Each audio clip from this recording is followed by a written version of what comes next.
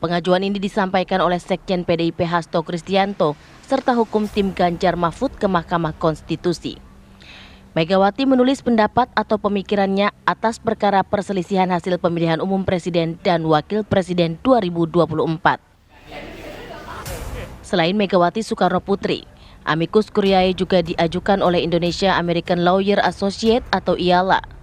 IALA merupakan asosiasi pengacara Indonesia yang ada di Amerika Serikat. Mereka mengajukan amicus curiae sebagai bagian agar pemilu 2024 berjalan jujur dan adil. Sebelum diajukan, perwakilan IALA telah berdiskusi dengan para ahli sebelum menyampaikan amicus curiae ke Mahkamah Konstitusi. Hingga Kamis sore, Mahkamah Konstitusi telah menerima total 33 pengajuan amicus curiae dalam konteks sengketa Pilpres. Secara prosedural, seluruh amicus curiae tersebut telah diserahkan kepada Majelis Hakim. Sesuai jadwal, Mahkamah Konstitusi akan mengumumkan putusan sidang sengketa Pilpres 2024 pada tanggal 22 April mendatang. Saat ini Hakim Mahkamah Konstitusi masih menggelar rapat permusyawaratan hakim atau RPH. Tim TV One mengabarkan.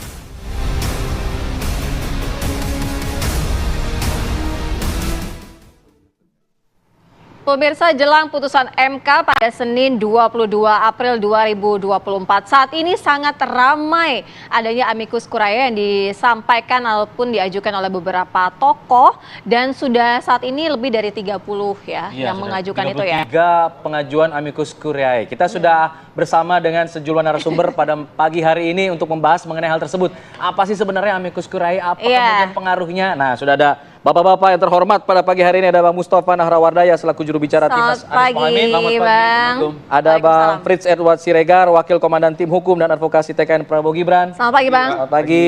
Ada Bang Ruhut Sitompul, juru bicara TPN Ganjar Mahfud. Selamat pagi. Bang. Ini nih dress code-nya sama semua loh. Janjian apa gimana ini? Jadi artinya agak sedikit kalem berkawan ya.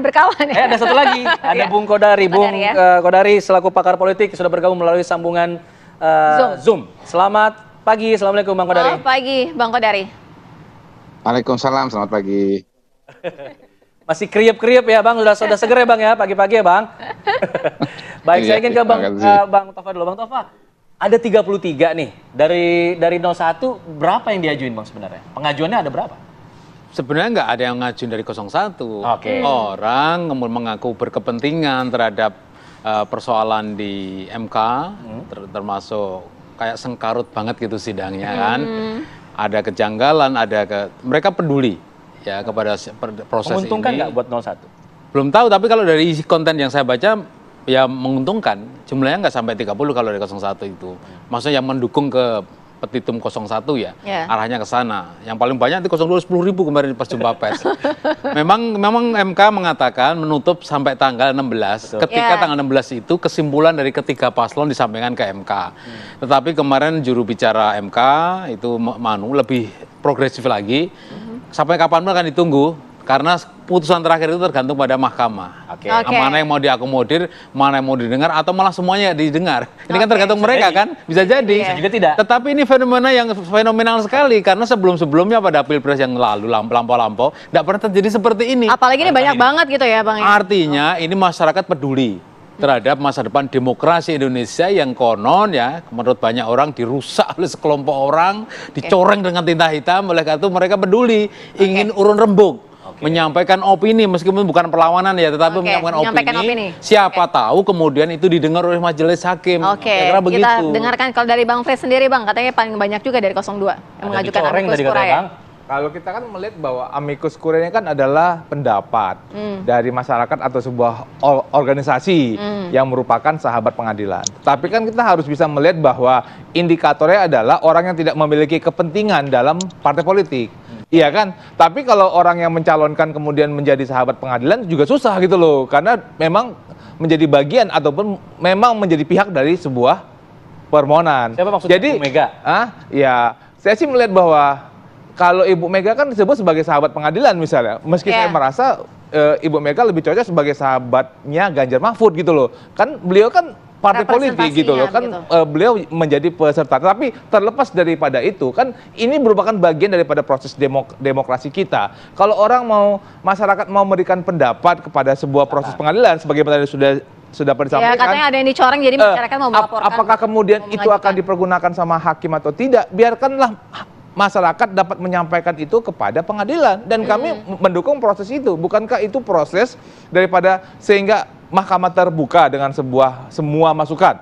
Terlepas kemudian apakah itu akan menjadi perhatian mahkamah, apakah kemudian mahkamah akan mempertimbangkan, kita harus mengembalikan kepercayaan tersebut kepada mahkamah sebagai lembaga yang memiliki kewenangan dalam proses ini. Bang Ruhut, komentarnya kalau Bu Mega katanya bukan sahabat pengadilan, ini mah sahabatnya Ganjar Mahfud, harusnya tidak boleh terkait yang ikut pengajuan. Apalagi nulisnya pakai tinta merah gitu, ada makna-makna tertentu tidak, Bang Ruhut? Kalau kita objektif berpikir, MK itu nggak ada kalau nggak ada Bu Mega. Oke, gimana tuh maksudnya? Waktu itu beliau Presiden Republik Indonesia yang kelima. Oke. Lahirnya MK dan KPK karena kita tahu bagaimana korupsi pada waktu itu. Walaupun sekarang makin ngeri, kan itu karena KPK-nya juga, kan begitu ya.